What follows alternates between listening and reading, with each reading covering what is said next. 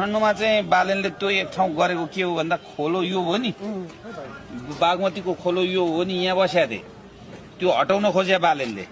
अनि हटाउन दिएन नदिँदा के भयो पछि थाहा छ 4 जना एउटै घरमा बसेका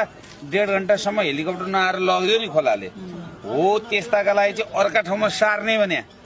अनि यस्ता ठाउँका लागि चाहिँ लाल पूर्जा दिने भने यहाँ मात्रै होइन हेर्नुहोस् म त वकिल हो नि त देशभरि अब पनि जग्गा सार्वजनिक हो कि होइन व्यक्तिको हो कि होइन सरकारी हो कि होइन भन्ने नहुने भन्ने हुन्छ हुँदैन नि तपाईहरुलाई लाल पूर्जा दिने अनि कर लिने कर भनेको त भूमि कर लिने अहिले त न सरकारले कर पायो तपाईहरुको जग्गाबाट न तपाईहरुले लाल पूर्जा पाउनुभयो यो दुईटैलाई अन्याय भयो नि तपाईहरुलाई लाल पूर्जा दिइसकेपछि तिरो राज्यले लिने